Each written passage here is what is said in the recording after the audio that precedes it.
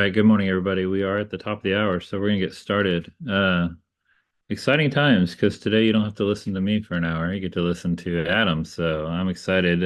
Adam graciously volunteered to present today, and I thought it was just a great opportunity to bring Adam in because we have our WhatsApp group and the consortium, and Adam is very active in the group, and just takes a really good role in making sure that the conversation keeps going.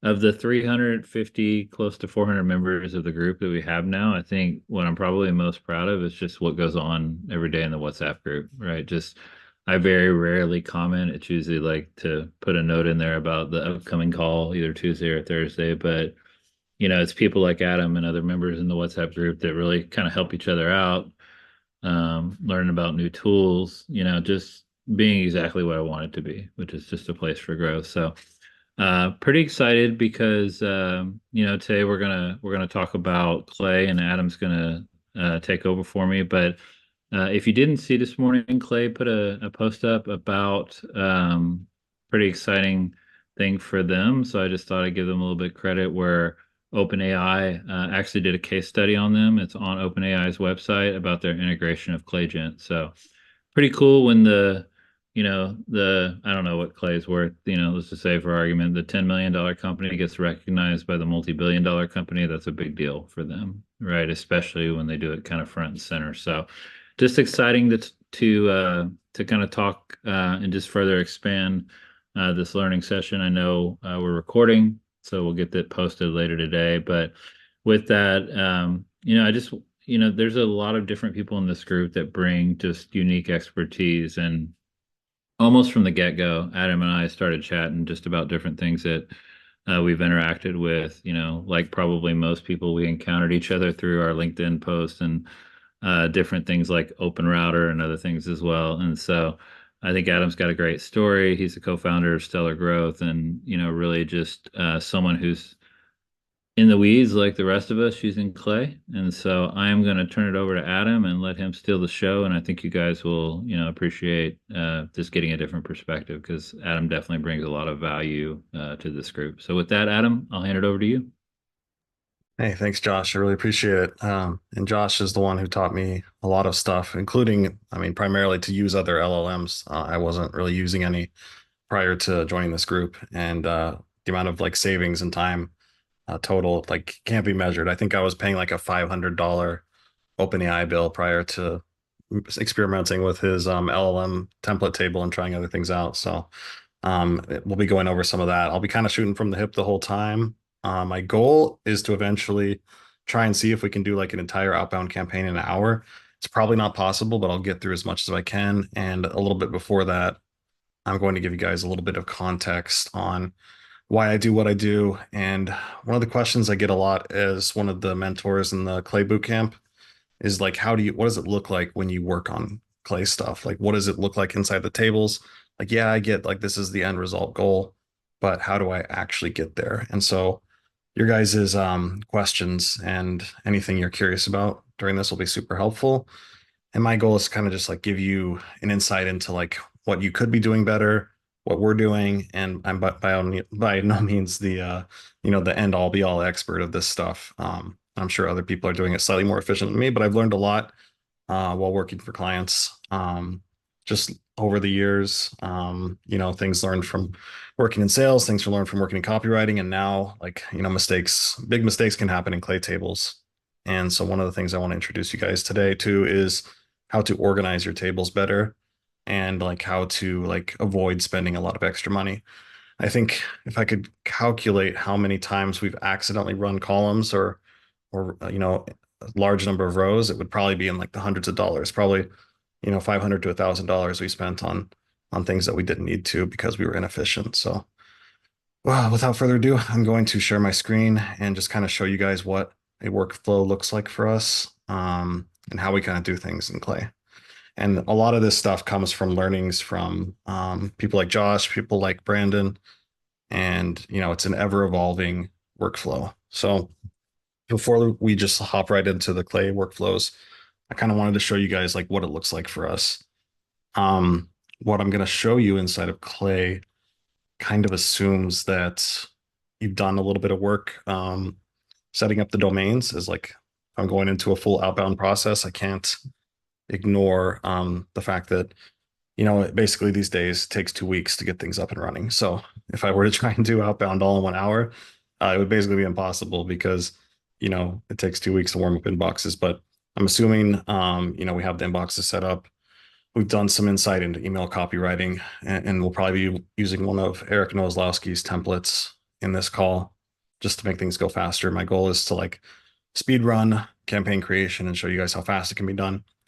And from there, like I say here, we assume you've done the outbound setup. Let's get to the Clay part. We can do almost everything in Clay, including writing the emails, uploading to Smartlead. And I know a lot of you guys use Instantly. I'll just be using Smartlead as an example here, and hopefully it still makes sense. So yeah, we create the first table, which starts with lead sourcing. You can lead source within Clay. You don't need to use a huge CSV from Apollo or whatever. I'll be showing you guys how to run a campaign basically from all inside Clay. Feel free to shoot any questions if you guys have anything while I'm going about this. But there's a couple ways to do that. For free, you can use Find Companies to find people. So you make a table that is from Find Companies, then you find people from that. Sales Navigator, which is not free. Local businesses using their Find Local Businesses function. And then really creative stuff. I'm hoping to show you guys one of the tables that I've been working on, which is basically finding companies that have just received funding from news stories about them. Obviously, it's not possible to beat insider knowledge on stuff like this, but maybe some of you guys work with startups and that'll be relevant. Is this big enough for everyone to see? I think it is. Oops, it's still being edited. So let me just kind of get as close as I can. Well, okay. So yeah, we create okay. So there's also some step 0 steps here when creating a table. Obviously you want to import leads or find them within Clay.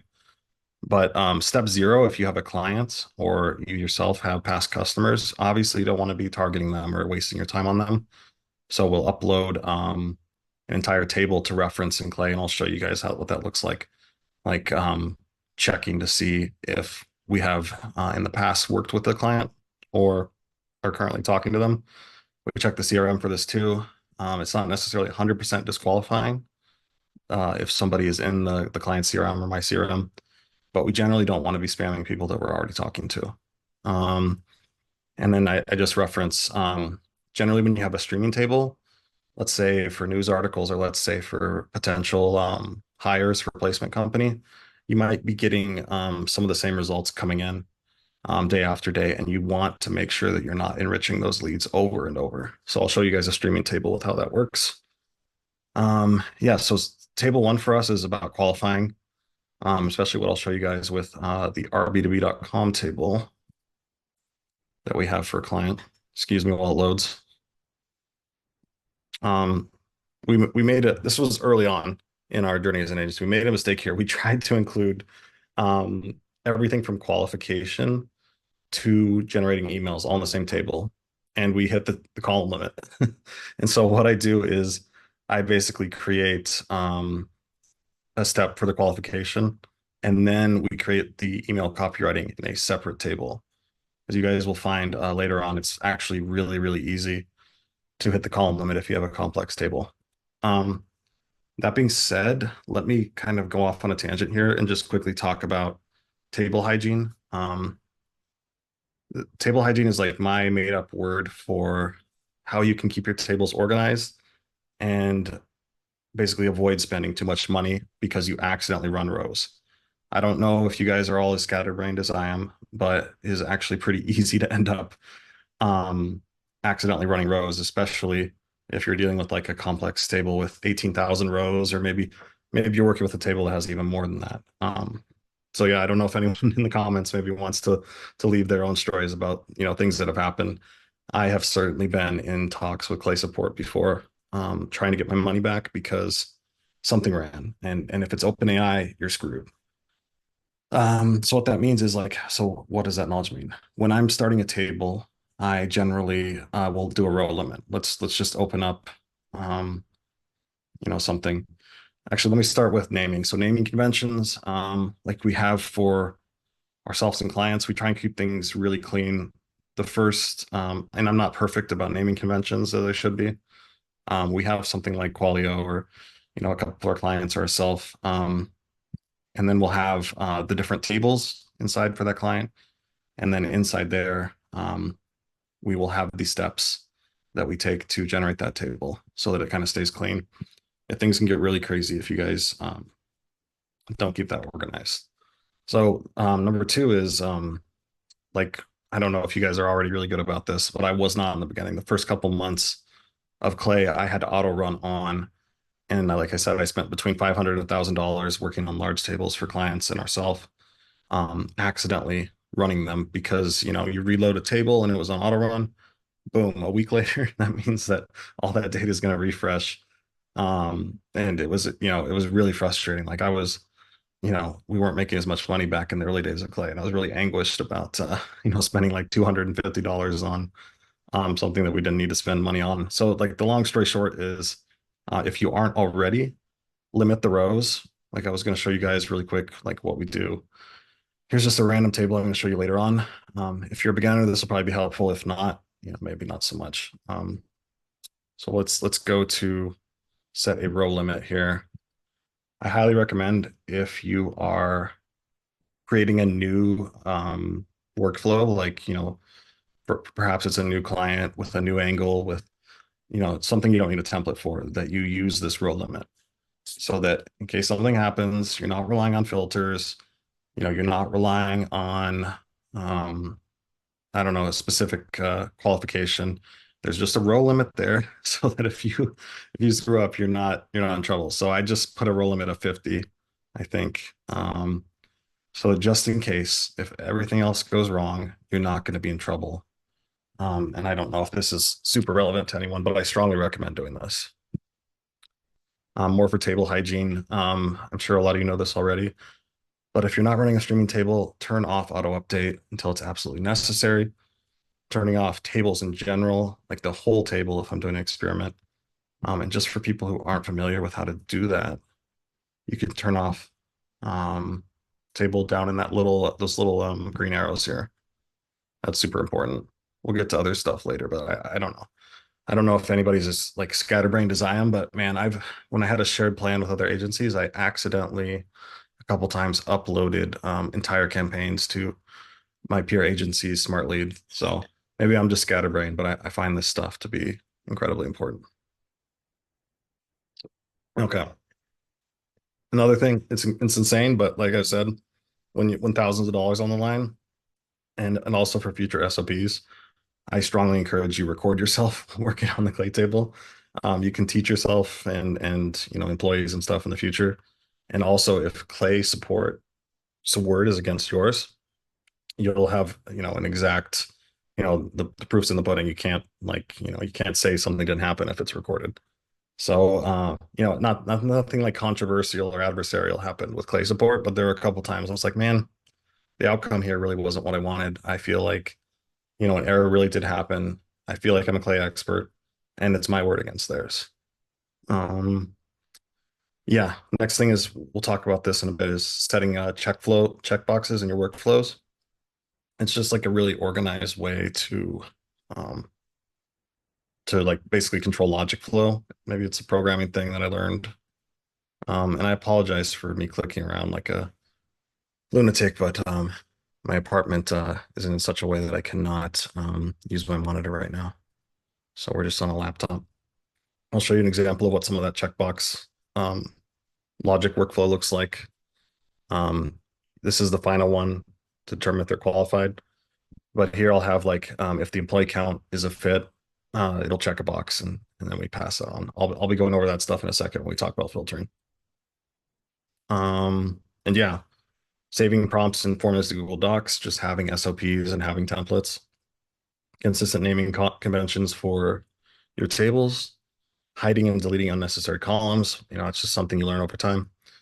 And then using concise filters and creating new views. So if you're not familiar with how to do this, like let's say in this column right now, we have 50 out of the full 1600 some rows. We can create a view that says, let's see if we can add one. Yeah, like duplicate view. Oh, okay. Anyways, now we have this copy. I'm just going to name it 50 test rows or something. And what that usually means for me, I'll show you in a table where it's actually is we have a qualified view and an unqualified view, or qualified view and default view. And basically that depends on if this qualified box is checked. So I don't know if that's helpful, but certainly, having both views to work on things, I think is helpful. And then, yeah, I think that's it for the table hygiene. I go on kind of a tangent about that just because I feel like it's not something people talk about a lot with regards to clay. And I think a lot of newbies, especially like my wife who works for the agency, is really scared about accidentally running extra columns. And it was kind of a hindrance to learn clay because it can be scary. You can have hundreds of dollars on the line when you're working with these API keys. Okay. So yeah, just briefly, I'm going to go overview. So table one is obviously for qualifying. I've showed you a couple of those tables. Table two is where I do the copywriting, and I'll show you some of that. And then the third table that I like to use is the webhook table from Smartlead. Smartlead has a webhook so that if we categorize a reply as positive, um, it will be pulled into this new table. And if that person does not sign with us, we'll basically, and I'm joking here about use CRM follow-up sequence generator and follow up until they say no or literally die as a joke. But we generally send, 10 emails over the next, 6 months if they're not talking to us at all. I think it's really important to follow up. And I know as an agency owner myself, I can get a little bit lazy about following up. So this table helps us. It's just something we recently started doing. Use that Smartlead webhook if you have Smartlead and pull in those positive replies. And then you can also put it in Google Docs or sorry, Google Sheets or Airtable and use it as a sort of CRM if you don't want to spend money on them. And I'll check the messages real quick. Okay, we're all good. All right. If anyone has any questions, feel free to ask me. I know I'm like rapid firing this, but I really wanted to get to the actual like clay workflow where we get in here, we get our hands dirty, and we work on something. Okay.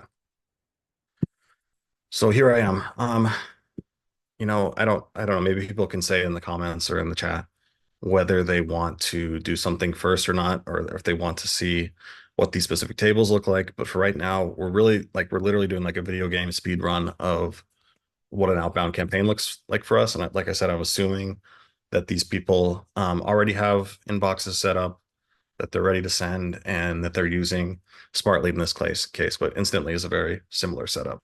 So let's say I'm working from nothing. One thing I guess I forgot to mention in the process of creating clay tables is that you sort of need to identify who your prospect is going to be. I don't know if this is like, it's not far out of mind to consider, okay, this client I work with, they, need to be marketing agency seniors who, live in Texas or something like that. That's just like one idea. I'll show you one of my tables where I'm doing client work, what we're doing for them.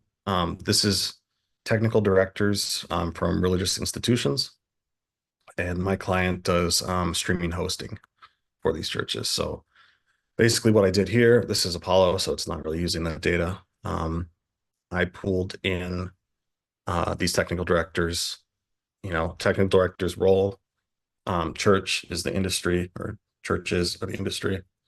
And let me see what else, if I'm missing any qualification data here. Yeah, all you need is industry, company, and role, and then you're good to go. So just to show you a little bit what like a unique way to pull in leads from a source that you guys probably aren't used to using. I was finding companies who got seed funding based on recent news articles. And this has pulled in about 900 leads in the last, I don't know, couple weeks. Obviously, I have filters here to ensure that they're not duplicates. And basically what this does is it just pulls in, it checks a news article for what company it's mentioning, what company just got funding, and then we use AI to find decision makers for it. So that's just my example of like, Apollo is a good source for data, but you don't need to use it. Um, what we can do is pull from something like I'm trying to think of something unique to use that you guys one thing that Jacob Terwiner, who owns another very popular agency for Clay, does is he pulls in leads from his clients' CRMs that are like considered dead leads that didn't end up signing, and he pulls them in with the notes that the SDR, whoever left about them, and then sends them an email with, what they're currently doing. But there's only probably, what is it, like 20 different ways to pull in leads right now, and I've been trying to use them all. Obviously, webhook is pretty important too. That's how we get those smart leads in there. We also use store leads for ecom leads. But yeah, let's just use let's see. Trying to think of something we can do. Find people. Let's do the free method. Let's find people. I don't know if you guys are on the free plans for Clay, but some people might be concerned about saving money. Let's use the free method inside Clay. And I'm just going to come up with like a super basic example. I know we only have 40 minutes left. And doing an end-to-end campaign in 40 minutes is pretty ambitious, but we're just going to try. So when I started out, I was doing marketing agencies. And so I know some of you might be working with marketing agencies. We're just going to do that. Company size is pretty important. I generally recommend between like 20 and 100. So I'm just going to put 11 and 50 here. This is some of that really quick stuff that we assumed, we know what we want before we get into the table, and that are located in the United States. So we're going to pull people from these companies once we have them. And hopefully it doesn't take too long. I might need to limit the results to save us some time. Okay. Yeah, let's import these companies. Oh, wow. That's too many. Okay. Yeah, let's set a limit. Let's just do like 100. Really, this isn't important. What I'm doing for you guys is just coming up with some kind of lead. And if somebody in the chat has a more interesting type of company they work with, like say that they're working with, religious institutions, technical directors in the United States, feel free to suggest something in the next 5 minutes. Otherwise, we're just going to go with something generic. We're just going to import the basic profile for now. My goal is to teach you guys how to be as cheap as possible within Clay, and that will involve showing you guys different things that I'm doing right now. I'm using a lot of Josh was the one who introduced me to OpenRouter, which is a way to use Anthropic inside my tables that isn't rate limited. Unfortunately, I'm not special enough apparently to get Anthropic to give me a better plan. So I'm still on the phase one rate limit from them. And so we'll be using some open router. So yeah, let's find people from the companies. Let's see. Trying to work on a tiny laptop here, so give me a second. Okay. Let's find people. Okay, so here's the part where we need the role. Let's add, I don't know, vice president. Just to give you guys an example of the type of people I target pretty often as a Clay agency, it would probably be vice president of sales or director of sales. We work hand in hand with sales teams a lot of the time. Okay. I'm not sure if this is something that Josh went over in the last few calls, but this is definitely one of the cheapest ways to do things. As you can see, the data is not the best for being free, but it is free. Like, it's something. We're just looking for any number of leads to basically give us a head start. I hope you guys understand what like a gargantuan undertaking it is to basically create a campaign in 40 minutes. So I'm going to do my best here. I don't know why these didn't run, but yeah, we're gonna do our best. And if we're looking like it's going to be a little too close on time, I might show you some other tables. Now I'm understanding why most people don't show beginning to end outbound campaign, but we'll try our best. I do have some fresh tables that might be better to go through. Let's see. Okay, Stefan has a suggestion. R&D tax credit advisory companies in the US. It's a very specific suggestion, but we can try and go for it. I really appreciate the concrete suggestion because it's much more interesting than my marketing agency's idea. So yeah, so how would I find these people? That's often a question I get with prospects and calls who are interested. They're kind of interested. The free loot that they're interested in is, how do I reach the people that I need to get to? Um, yeah, then this is how we're going to do it. We're going to, um, Josh, do you know if Clay removed LinkedIn Navigator data from here, or is it in a different LinkedIn Sales Navigator we used to import a lot of people from? I don't know if they got rid of that because it just wasn't working very well. Anyways, we'll figure something out. They did. Okay, that must have been literally in the last week or two. So, oh, there it is. Sales Navigator URL. So this is one of my favorite ways to import people if I'm not worried about paying. So it's still there. We're just going to go to my Sales Navigator real quick and pull in some of those leads. It's expensive, but at 1 credit per, it's not that expensive, right? So yeah, let's pull in some people here. Hopefully I'm not showing any private data here.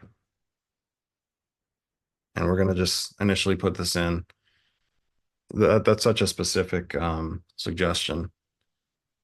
R&D tax credit advisory companies. So tax credit advisory companies, tax credit advisory.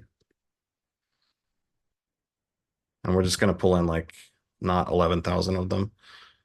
Current job title, we just want to be entry, not entry level. So let's do, yeah, I don't know, Stephen, do you have a role that you would normally target? Anyways, MD. Okay. CFO. Okay.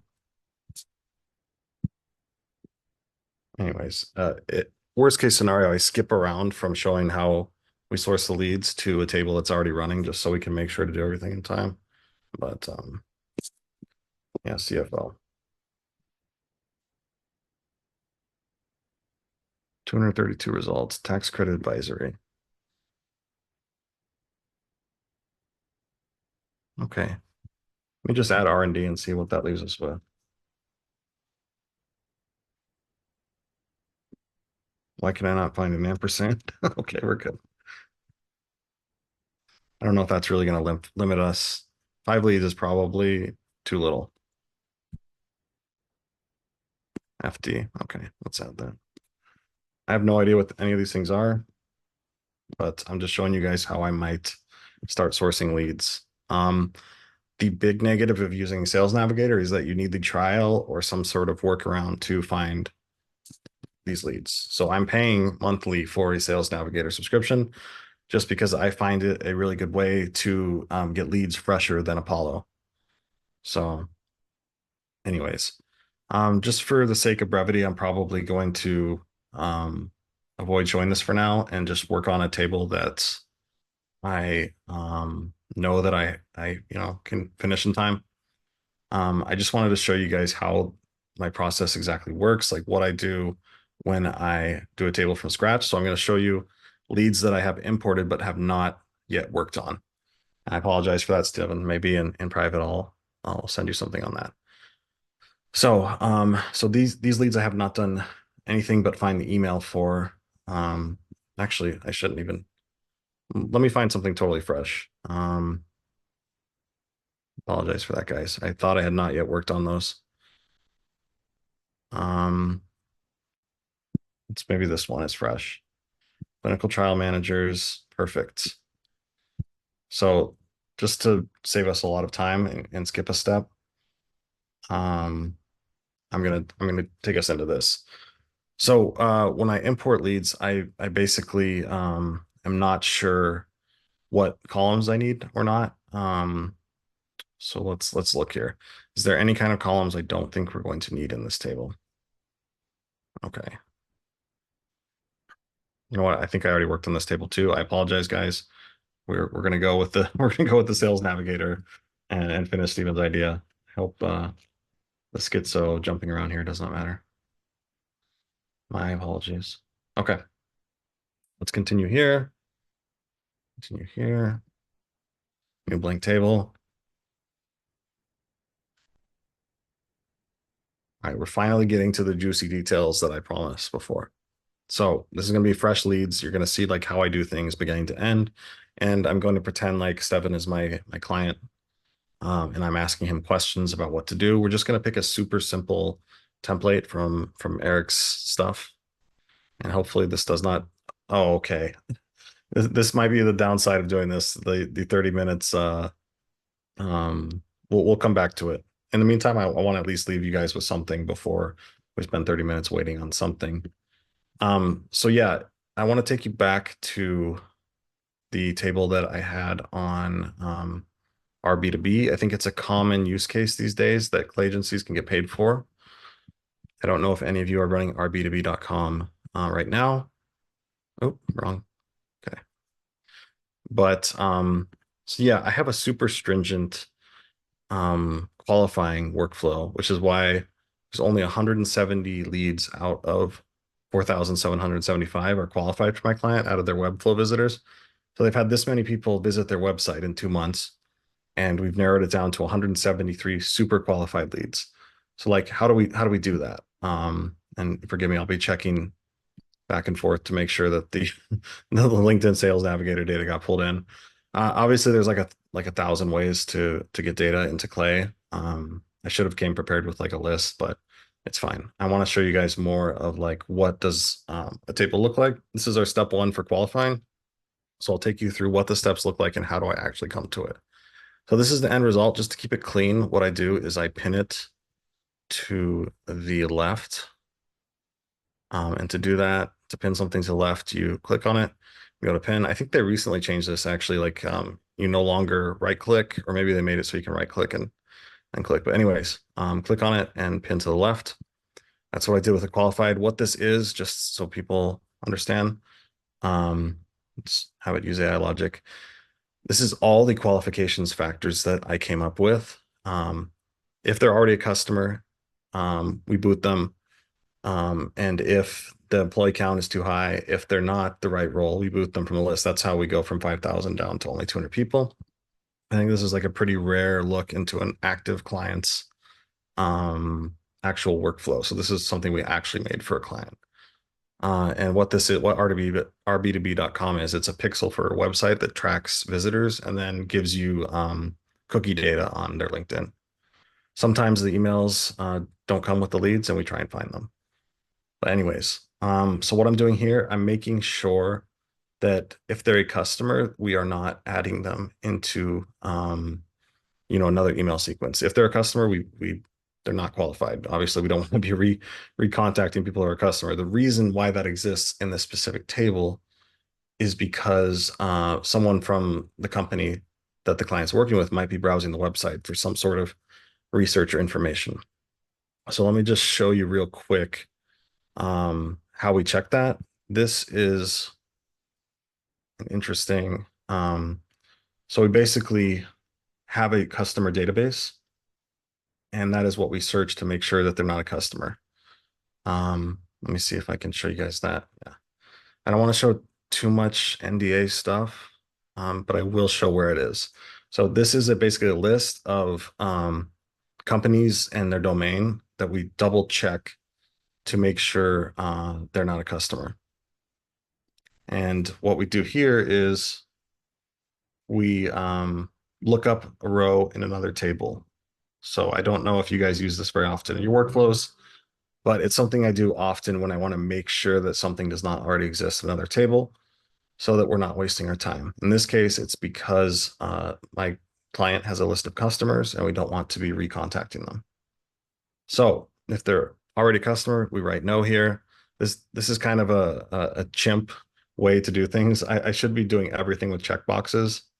And what that is basically if results is what we want, we add a checkbox. I think it's just a much cleaner way to organize tables. And this was pretty, I don't know, early on in my table hygiene evolution. Let's check back on our other table. We'll work on that later. Okay, it's just not going to happen. It's okay. I still want to show you like what my logic is from beginning to end. So, what the way I like to organize a table from left to right is basically like the most important factors are pinned on the left, the identifying factors, name, and are they qualified? And then from there, we begin the qualification process of the table. Most important, cheapest way to check things is if they're already a customer? Yes, obviously we're not going to contact them. Um, and then we need to look up if the prospect is in their CRM. So take a drink real quick. If the prospect has a CRM, you can check to make sure that they're, if there's an active email sequence, we're not emailing them again. The reason why some of them are showing checked here is because of the way my clients added the prospects to the CRM. So it's like a feedback loop. Like we added them to the CRM from this table. And then, of course, when it looks up the prospect again, of course, they show up. But these are all fresh leads. The important thing is that we're checking the client's outreach.io, which is, in my opinion, like a pretty, you know, I don't know. It's what a lot of older companies use to manage things, and there's nothing wrong with that. But it's not my favorite way. Obviously, Smartlead and Instantly are a lot better than Outreach. It's kind of like a half CRM, half. It's not a CRM really. It's an email management campaign tool. And so yeah, most important thing is checking to see if their role is okay. What I should have said initially, I got lost in the details, is that when you are dealing with a table like this, a streaming table, uh, you want auto update to be on. I mentioned the tables having a trying to turn off auto update when you can. But in this case, and the kind of the danger of streaming tables, especially if you're working on client tables within your own Clay account, is that these will be running all the time. And something we'll talk about before the end is keeping track of how many credits you're spending on things. And of course, not everything requires credits, but some things require money. If you start to get 2 or 3 clients and you are running all these automatic tables, streaming tables, you want to know how much you're spending on like OpenAI credits, which we are primarily running here. These days, we mostly run Claude Haiku for simple checks like this. If we check their website or whatever, sorry, not for websites. This could be a simple Claude Haiku check, but it's not Claygent or website check. Anyways, the important thing is here is that the next important thing to check is their role, like what is their seniority. And here we check to make sure, analyze someone's job title and security. If they are correct ICP seniority, which is basically, I have to unhide a couple of rows here. As you can see, Clay is pretty complicated. I'm trying to simplify it for you guys, but it's not easy. So I'm gonna, these are the qualifying factors, and I'm going to unselect them so that you guys can see them. Okay, there we go. All right. So basically, the important thing is that we have a criteria for what makes people qualified based on seniority. It's just that they are director level or above. And so that's pretty simple to check. Sometimes it's not, and AI gets it wrong. But most of the time, as long as they're not an entry level position, the filter does a good job. Here is the industry. The industry checks basically whether it is a part of our industries. If it includes, I have a special suggestion here. Normally, we're only working with medical devices, hospitals, healthcare, medical engineering. But yeah, I had to have a special clause here that checks if true if the company and false if it is not a software as a software service company. It's just basically like a specialized prompt that I came up with to fit my certain condition, which is Like it's not always going to be a perfect identifier of the industry that the person's in. Um, but yeah, it does a pretty good job. And like what is the industry description? It's something we write when we start the column. Just to make things better, I'm going to show the columns here. It's one of these industries. I will send you guys a template. If you message me on LinkedIn, like how this exactly works, I'm obviously gonna have to clean it a little bit, but we want to make sure that they're medical devices, software as a medical device, pharmaceutical, pharma, biotechnology. And this is just what I came up with after trial and error. I wanted to make sure that we get the most amount of qualified leads as possible. So what I'm doing is I'm applying these filters constantly, seeing if we lose or if we lose a lead that's qualified or if we gain a lead that's unqualified. So I'm constantly going in here and like tweaking this industries column and then like trying to make it better and better each time. So hope that makes sense. Industry description that this is for our company. This is basically Taylor Heron's what is it, rb2b.com workflow on steroids. I don't know if you guys are familiar with Taylor Heron, but he's also an influencer and a creator in the space. Super, super knowledgeable guy. And at one point, I tried to create a qualification bot that basically takes all of our company data and what we do and compares it with what we want our prospects to do and combine it all into one bot. But it is not working yet. Like AI is just not that good yet. So we're working on it. Anyways, seniority filter. Like I said, we want to make sure that they're, at least a director level. Industry, we want to make sure that they're part of our industry. Like, how does that work? Well, we have this list here that we came up with. We want to compare it to. This is like a super complicated table. So if anyone's a little lost, don't worry. But this is like how complicated the qualification process can get. The easiest qualification check is the employee number count. My client said, hey, look, if there's no employee data, they're probably pretty small, but we absolutely do not want to work with companies that, or we absolutely do not want to waste our time trying to contact companies that are over 500 employees, because for our special industry, there is no way that they are not going to already have a solution similar to what we do. And so, I trust them for that. And I put in, if the employee count is over 500, boot them from the list. And yeah, so that is the qualification criteria. I know I breezed over that super, super fast. I'll also show you guys what filters I set up here to make the qualification happen. Um, I made sure that the emails are valid, first of all. That's a qualification factor that I kind of ignored, not really related to what the prospect is. Um, and then create prospect does not contain an error. Okay. And that's just making sure that it actually works. So qualified is equal to check, has an email, and there wasn't an error in the creation of the prospect for the campaign, which is not important right now. What is this qualification? Again, I'll go over it. We want to make sure that they're not already a customer. We want to make sure that their seniority level is a high enough level. And we want to make sure that their industry is in our ICP. So yeah, now once I'm presenting this table to clients, I'm going to hide some of these, we don't need to hide the name of, or we don't need to see the name of our company. Like I hide that. I hide our description just to clean things up, and stuff that did not work that I still want to keep there, I start hiding it. I'm sure I'm skipping over a couple things I want to talk about. So yeah, like what's the next step? After we have this qualification step, it's basically a logic waterfall. We want to make sure that, their employee count is enough. That's a lot. That's the last step. We want to make sure that they're not a prospect, that they're not currently being emailed by us, not currently a customer. We want to make sure that their seniority is high enough. We want to make sure their industry is high enough. And then once we make sure of all that, we spend the money to enrich them. So it's a pretty complex waterfall, but you save a lot of money when you try and do qualification like this. What I will say is there's ways to qualify people based on formulas, and I want to show you another table of mine of like when to use. This is going to take a while, isn't it? When to use formulas instead of AI. That was like a big selling point of you guys being here to chat with me, and I really appreciate that. Let's get a little bit into like, how we can do a table and not spend money when possible.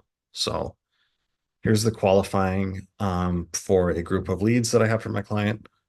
And in this table, we will see a little bit if it ever loads. Oh, okay, we're good. We're good. Okay, so let me show all the columns really quick. Just like last time, I want to make sure that nothing is missed. So what I do have here is filters. So there's two ways to, or I guess in the end of the day, there's only one way to hide a lead that you don't want to see. Either you limit the rows or you create a filter. And filters can be based on the criteria that you set. So what are my filters for this next set of leads? Um, and I'll show you how some of them are formula only. Um, Non-educational sponsor. So I wanted to make sure that in this case, a sponsor was not part of a university. Like my client is not going to be able to make money off of an educational institution. So let's go find that. Um, where did we? Okay, so let's see what the flow looks like here. This was the absolute first thing we did with these list of leads. So we wanted to make sure that these words were not in the name of the company. So yeah, it was just like the most simple way I could find. Did I eliminate every single school or clinic or research center from my client's list? No, but this is like a 99.9% accuracy here. What you do is you comb through the list, you go, through, and then you find a word that would qualify or disqualify someone. And you want to disqualify as many people as you can. So first I saw, okay, university, that's pretty obvious. College and school, and then we just go down the list until every disqualified lead that we have is removed. So what does this look like in basic language? If the sponsor of this clinical trial does not contain these words, then we are good to go. So mostly I'm not a JavaScript expert. I just use the AI formula generator because it is so good. Can this formula be accomplished by AI? Yes, but you'll have to spend money. So I always try and think of it in the way of like, can I accomplish this qualification or disqualification using only a formula? Formulas are like in JavaScript are really good at detecting whether a word is part of a flow. And just to show you guys something of like, how I save a lot of money to check spam. Let me see which table actually has I have a spam checker that is a formula basically, and it saves us a lot of money. We don't and time because normally before, when we weren't doing as many AI emails, we'd have to put it into Mail Meteor or some kind of service like that and make sure that the checker came for almost every email back negative. Now we just use a formula to do that, and I'm trying to find out which table I used it most recently in.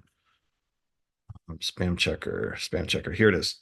So I will post this in the chat too, or I'll post the link to like how the document with all the SOP for this in. But basically what we're doing is let's use AI to make the language clearer. Oh, I guess I didn't. Okay. I'm learning some JavaScript. So basically, to detect a spam word, it goes through this super long list of 700 some spam words. And this list was from I think Mailmeteor itself, which is what we used to use to check spam. Now we have Mailmeteor inside of our own every clay table because we generate emails inside here. And I'll show you that in a second. So like, how do we generate emails inside of every clay table? So yeah, this is a super long list of spam words. And then here in the spam checker, we basically check to see if the entire email contains a spam word. What is the email here? Super simple. And I'll show you guys how we got to this email text. So yeah, like I don't know how many of you are currently generating emails inside of your own clay tables, but it's how we do our workflow. Once we generate our emails in step 2, which you saw here, I think in my little mural graph. Step 1 is qualifying, which is what I just showed you guys. Step 2 is copywriting. And why I split it like that, I told you guys in the beginning, because tables can get really overcomplicated and really crowded really fast. So yeah, we're gonna generate the emails after we determine a lead is qualified. And then we pass the information relevant to generating an email and the contact information to the copywriting table. And then we upload the lead to Smartlead, etc. So the system won't create an email with those spam words, correct? Matt, just to show you a little bit of how I would not generate an email for it. Yeah, you use that as you can use that as a criteria for the email generation. I'll show you what that would look like. Which table were we in? We're in this one. Like, let's do this. Edit the column. Um, let's create a formula. Maybe this is not the best idea.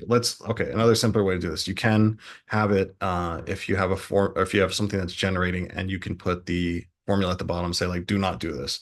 Here's another way to do it. Let's add a filter. If email one,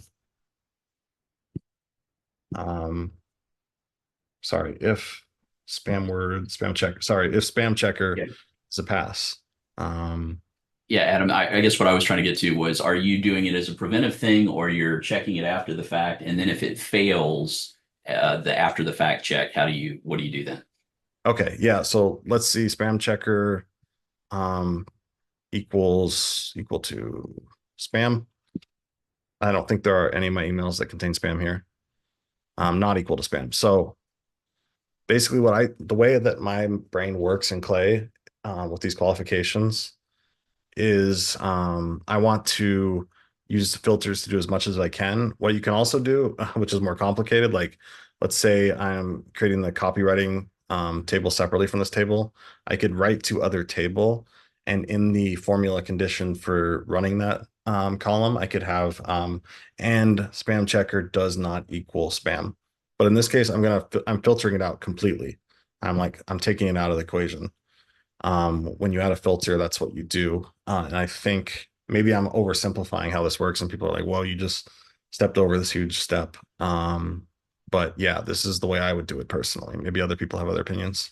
Does that answer your question, or am I missing a big chunk for you? Anyways. Yeah, I'm good. Sorry, I couldn't find the mute button. Okay. Yeah. So, if you use the exact spam checker that I'm, going to give you guys at the end of the call, or drop in the group at the end of the call, you could do this and it would remove it. Obviously it doesn't exist anymore. In Clay's eyes, if you filter something out and then you say, let's think of a column to run, like, yeah, let's run this, let's fake run it. If I run all rows that haven't run or have errors, it's only going to run it on these rows. And so we've just eliminated that.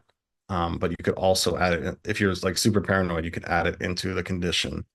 Like let's just pretend that this is the table, or this is how the email is generated. It's not at all. You could say use AI, run only if spam checker is not spam.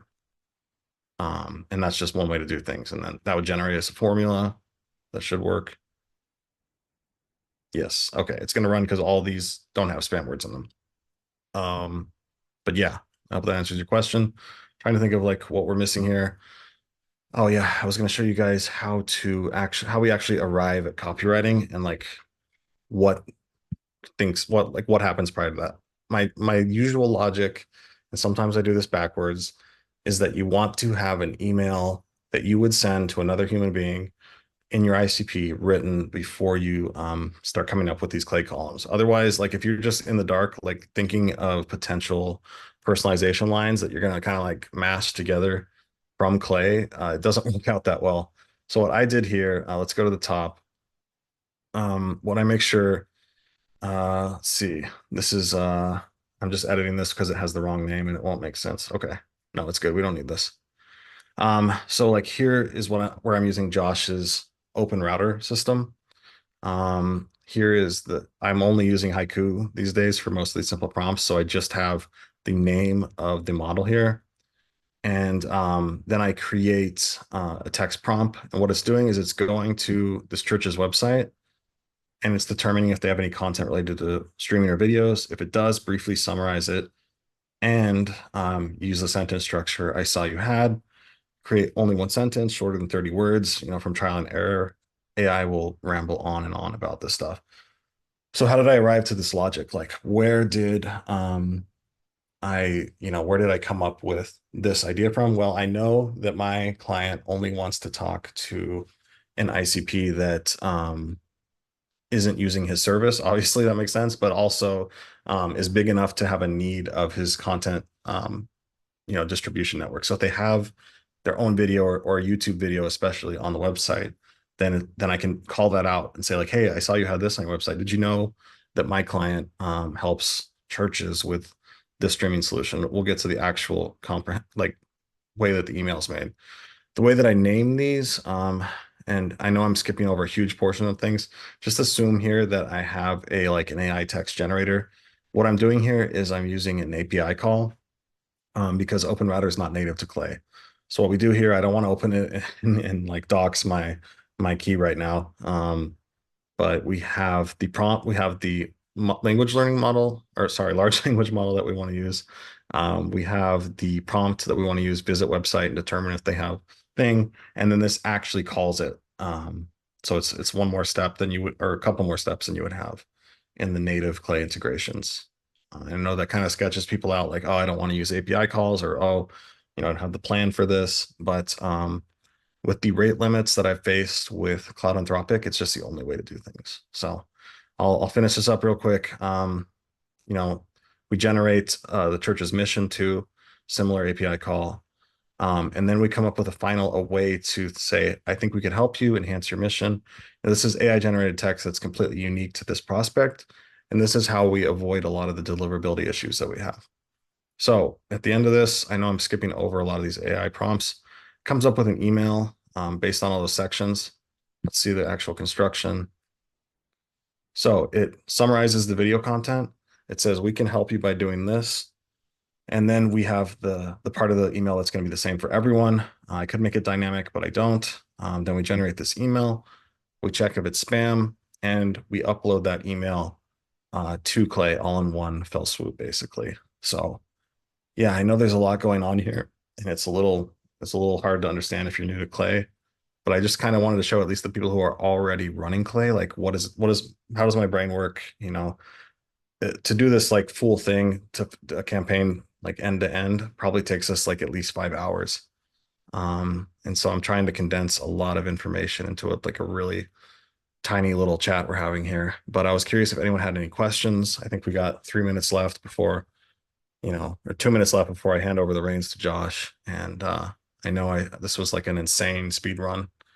But yeah, I'm trying to think of some other tips for you guys. If not, if nobody has any questions.